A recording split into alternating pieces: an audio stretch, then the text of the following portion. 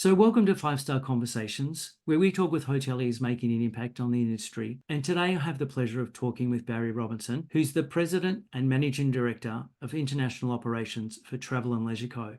Welcome, Barry. Thanks, Brendan, and it's great to be on your show. So, long time coming, but we've finally pulled it together. That's fantastic, and thank you. Barry, we will put your bio, which is sort of about a page and a half, I think. There's a lot of depth there. We'll put that into the show notes. But to kick off, it would be great if you could sort of introduce yourself to our audience. Now, the audience watching us and listening to us, and most of our audience, obviously, fellow hoteliers, and a big component, I suppose, are the younger generation of hoteliers as well. Yeah, sure. Look, as you mentioned before, my current role is with Travel and Leisure, and I can look after everything outside of the United States. Travel and Leisure is a New York publicly listed company trading on the New York Stock Exchange, and one of the world's leading timeshare exchange and vacation ownership travel benefits companies. That sort of combine both, especially in my part of the world, traditional hotel operations with mixed-use vacation ownership, which I'm sure we'll get into at some stage during the show. Going back, my history is, as a traditional hotelier and brought up in the hospitality business from a child. So I've been through all of the different areas and facets of the business at different stages in my life. Fantastic.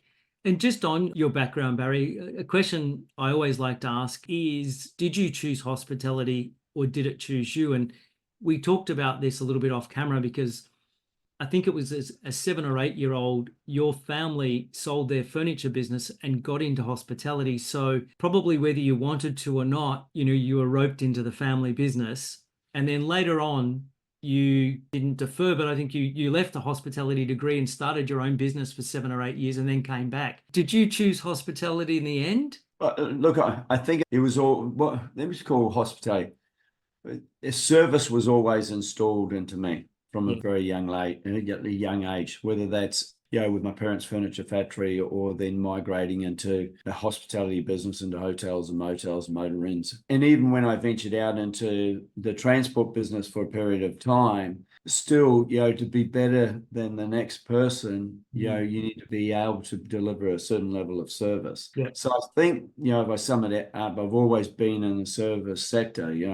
We migrated out of the transport business, and then I went and bought a caravan park. And again, it's another facet of hospitality and service. So I think it's a combination of both, in the sense of I enjoy the sector. And I think, like anything, to be successful, you've got to be passionate about and enjoy it. And we can't just say we're hospitality people, yet we don't like interacting with people and seeing the delight and excitement of someone when you've delivered something exceptional to them. Very true, very true. And you just makes me think about my background, because my parents had retail, we had campy businesses. I was involved from a very early age, and it was that customer service aspect that drew me to hospitality, actually.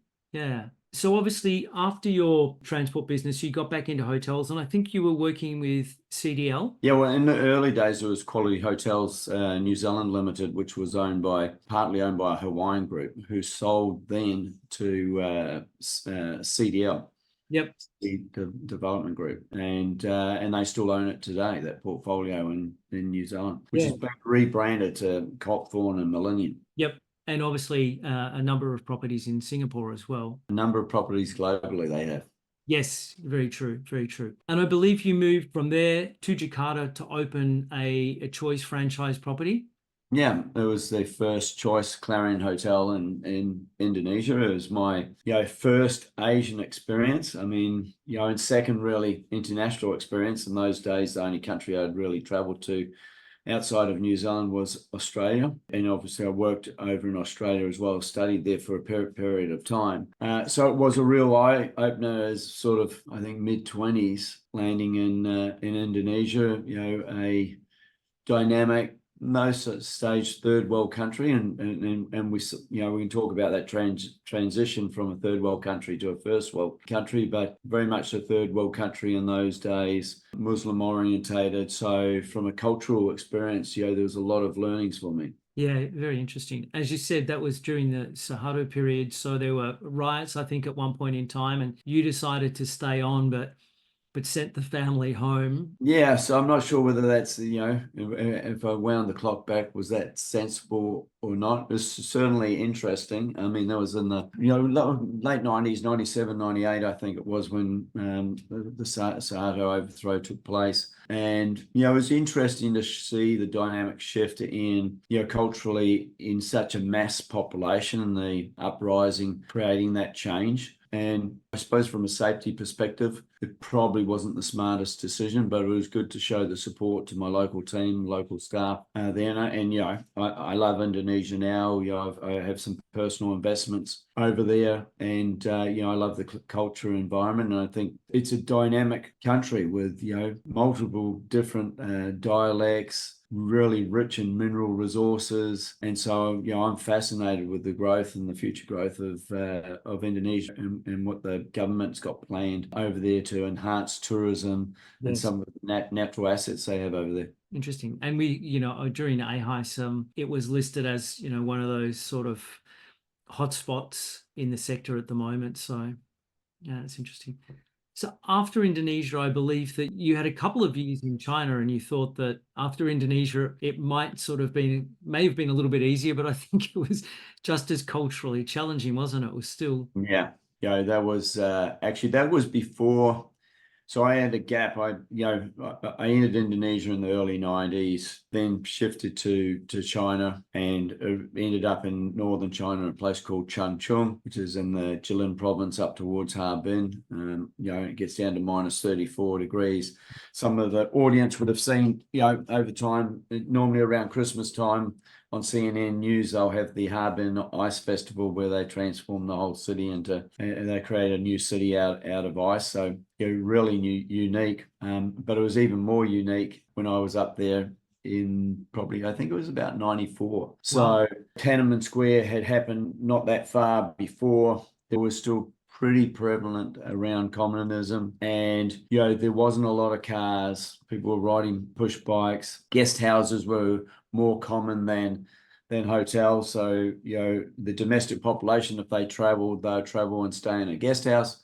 Which this short definition of that is you'd turn up somewhere to stay and you'd just get allocated a room, but you wouldn't know who you would be sleeping with. Okay. And so again, winding the clock forward to where we are nowadays, the transformation, and if you see Shanghai, it's probably one of the leading cities of the world, technology wise, infrastructure wise. The speed of change in that country is unbelievable. I mean, the only reason you're seeing people ride bikes is for health and well-being now, where before it was public transport. So, and they're really, leading the way, I think, in where they're heading from a green energy perspective too, with their electric cars and the speed that they're trying to transform things over there. So, those early days, there wasn't a lot of English. So, I had to try and quickly learn Chinese or Mandarin, if there's such a thing as quickly learn. But also, learn the culture, learn, their way of thinking, how you balance between. I had a local ownership partner as well as a foreign ownership partner, which was the Lion Group out of Malaysia. And so there was a lot of dynamics there. And for a young general manager of a five-star hotel, in those days, they allocated deputy general managers to you. So I had two deputy general managers that sat on the board that I reported to when I gave the board report, and then on the day-to-day operations, they reported to me. So there's another interesting dynamic that was definitely a balancing act. And I think that's where I learnt the word patience. And I'm not really a very patient person, but I certainly got it installed into me in China. I heard on one of the, as you said, you were in your late 20s and they were in their 50s. And obviously they were there for political reasons more than anything. So that would have been quite difficult, to. Yeah, I think both. It was both political and, it's one way of, trying to place a different demographic into a different industry sector. Most of them were come out of industrial sector. So they were first automobile works employees, FAW as they call it.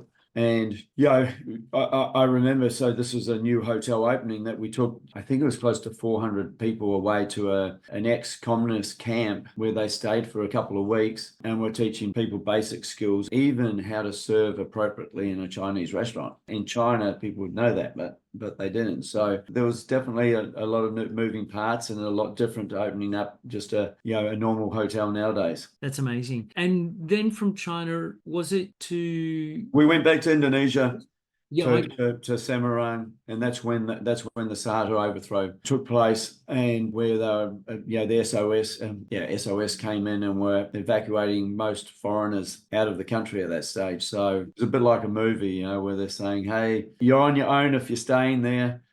This is the last plane out." And that's basically what it was. Look, we survived it. I'm glad I was there to support the team. There was a lot of good memories created through that. And as I said, from there, Indonesia's changed again. From that, I moved into my first MD role, which, I took over Choice Hotels International, and was based up in Singapore. And then we brought, for those that would remember it, the old Flag In group. And there's a few things that happened in between, but basically we brought the Flag In group to get Choice a larger foothold in Australia, and had to go around and convince all of these property owners why to rebrand to Comfort, Quality, or Clarion Hotels. So yeah, that was again a little bit different. That wasn't pure hotel management. That was building a franchise network. We I helped them enter into China, into China. We bought our way into Japan and into India. And so it was exciting times. And, culturally, again, the fortune of spending a lot of time up in India and developing those markets. Wow. And was it 2003? Yeah, 2003 when I got approached, which was called Sendent Corporation in those days, to join the vacation ownership arm, or Trend West.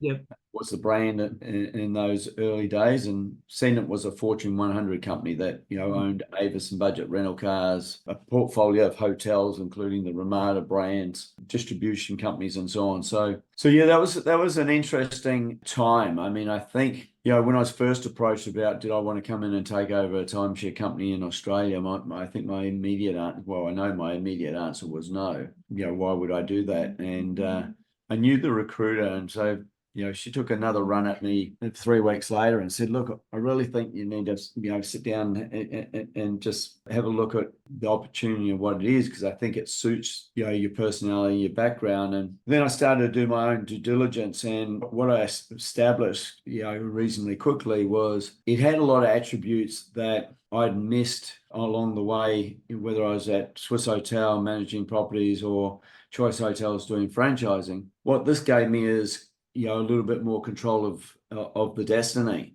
And so under the vacation ownership model, and as if people do a bit of research on my 21 years with the business, I mean, way we've grown the business is through growing a mixed use hotel portfolio, basically, which means that we buy assets, we build assets, we construct, we refurb, and we have a lot of control all of the way through. And in a lot of cases, we're in partnerships with developers as well. So we're not just sitting there as a management company saying, this is the way that we think you should be heading it. We actually have ownership in that asset as well. And it brings a different level of respect, I think. For me, that's sort of what convinced me to, and plus the leadership, Mr. Steve Holmes, who's still chairman of both entities now, is a fantastic gentleman. And, we both had the same vision around creating a new way of developing the vacation ownership business, which is still evolving now. And it started from that strategy, 21 years ago.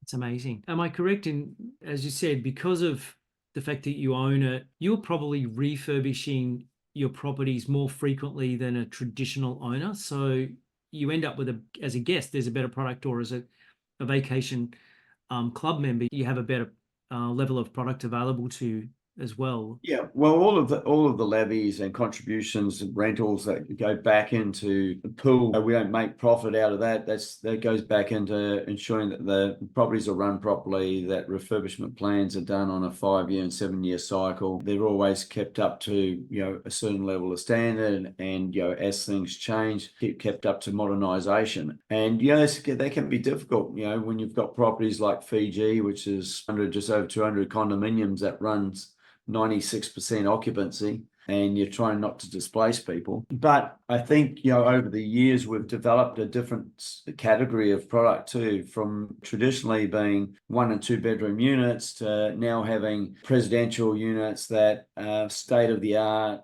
4 and 5 bedroom units, probably better than any, Four Seasons, Ritz-Carlton product, or as equivalent as that as far as physical product goes, which I wasn't sure in those early days whether the demand would be there. People were probably questioning what was I doing or what was I thinking. Fortunately, we had a go at it, and it's been more popular than anticipated. So now we probably don't have as many presidential units as we need, and as we go to buy more properties or develop more properties, it's certainly top of our radar as to looking at that mix in each of the products that we're developing. Interesting. I think I read somewhere, Barry, that one of your favorite hotels was the Four Seasons Langkawi.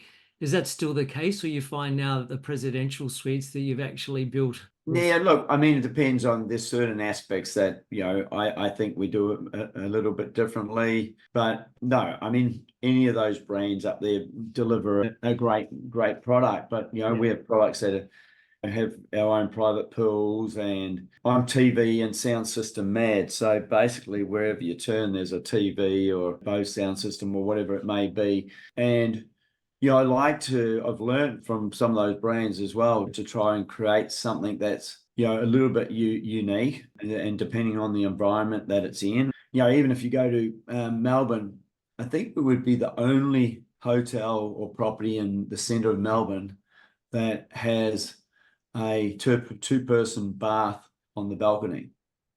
Okay. Opposite the courthouse. Yep. It's just little, things, Fiji's outdoor showers, early beach. We've got two-person spa on the balcony with separate bathtubs. I think the master suite on that product and the master component on the lower level is 120 square meters by itself without the other 3 or 4 bedrooms. The team's doing a great job of continually evolving and trying to push the envelope. That's fantastic. I was going to ask, Barry, is there a funny, embarrassing, or just a memorable story from the early part of your career that sort of cemented your love for the industry? Well, I don't know if some of the funny stories cement actually love for an industry, but it's certainly, I mean, my interview process in China was pretty unique. So I'll keep it brief, but basically I turned up in the middle of, I called it the middle of nowhere in Changchun in the wintertime, coming from Indonesia at minus 34 when I hopped off the plane, to being whisked away with some people that didn't speak any English to go and meet the balance of the board, to be taken into a sauna area to put on a robe and basically meet the rest of the management team in a karaoke area. So that was very intriguing. It's like, I was like, man, do I actually want to be here? And I certainly haven't experienced any other interview processes like that. So it was all censored and above board, but basically they had gone for dinner and my plane was late, and they had gone to have a sauna and debrief, and I got dragged along to it. So probably HR orientated nowadays, probably not quite appropriate, but anyway, that's what happened 30 years ago.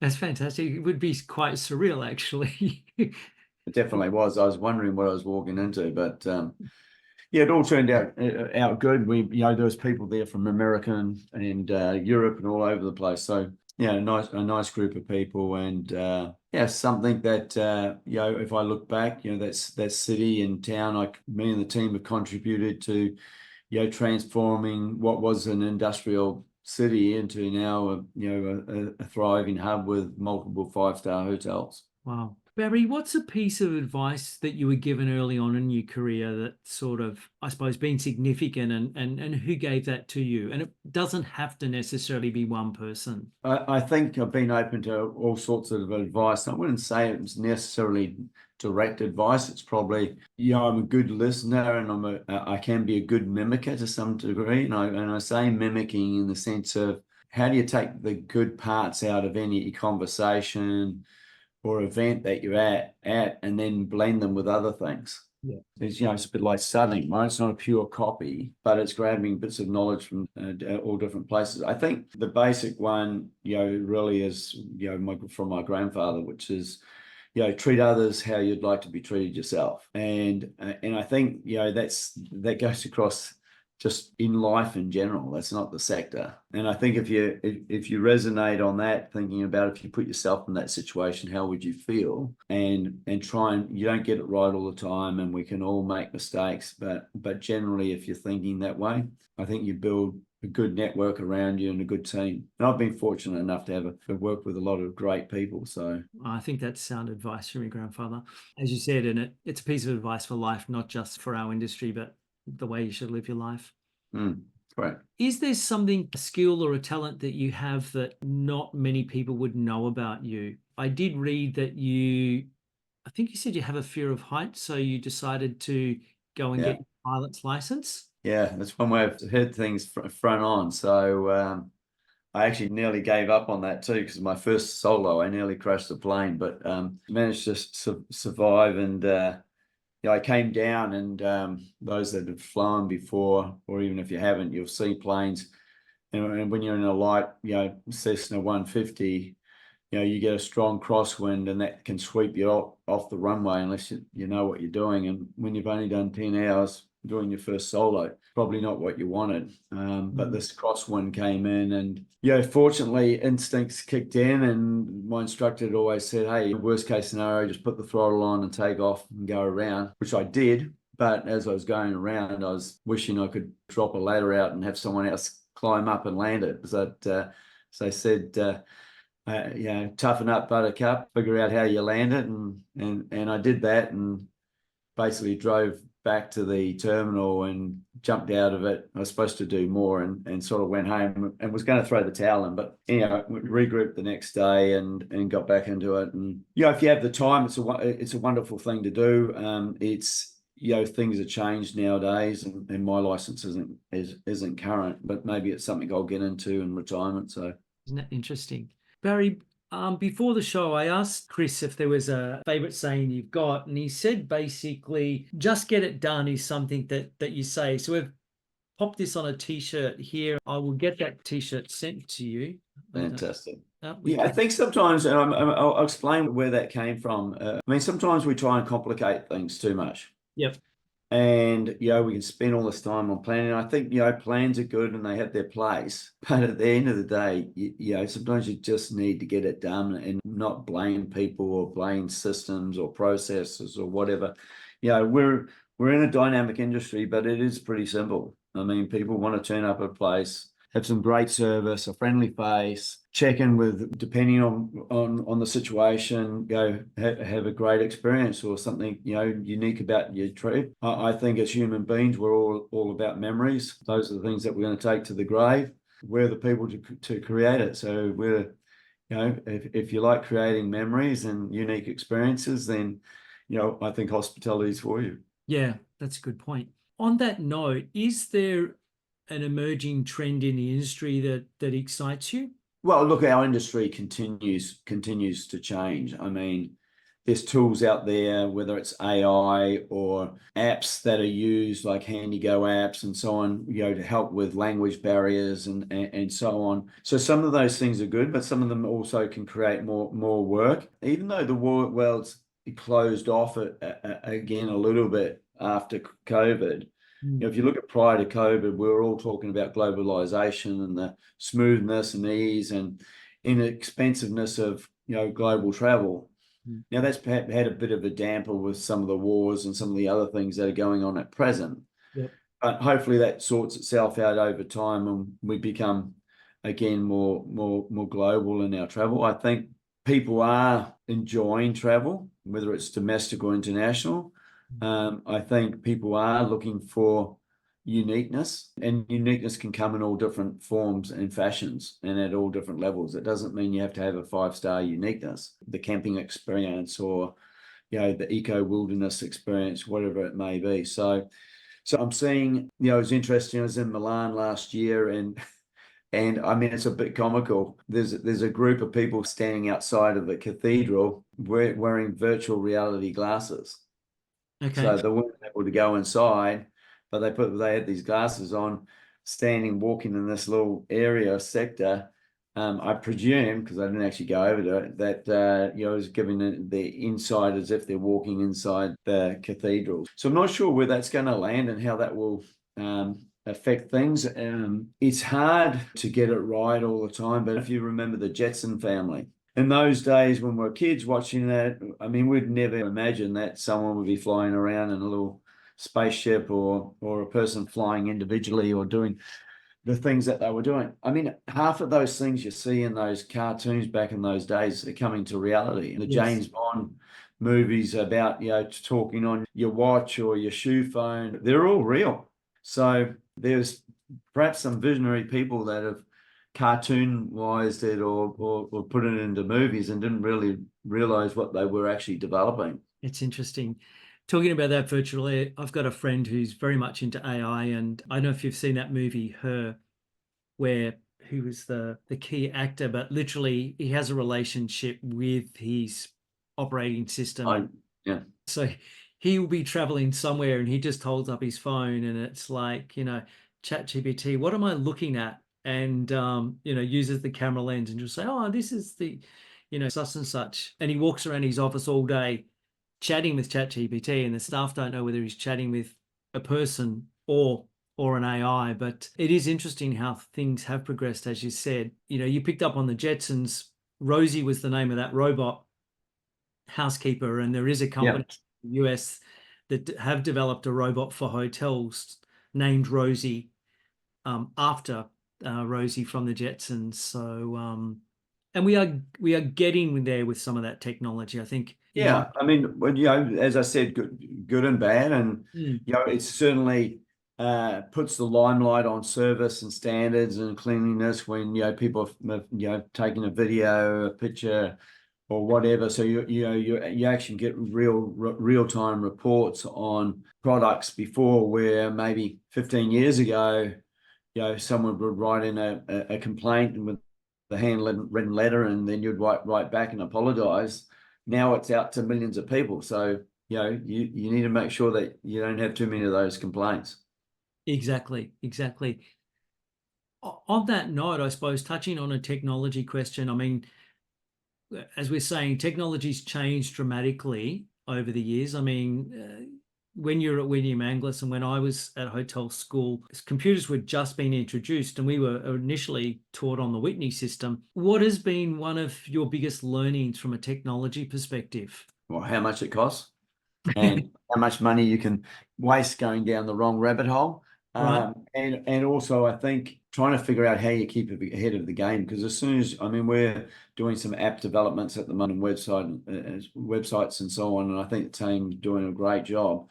But probably as soon as we launch it, it's out of date. And so, how are we keeping up to date? How are we not just keep collecting data? How are we storing it? How are we, protecting people's private information is, top of mind Yes.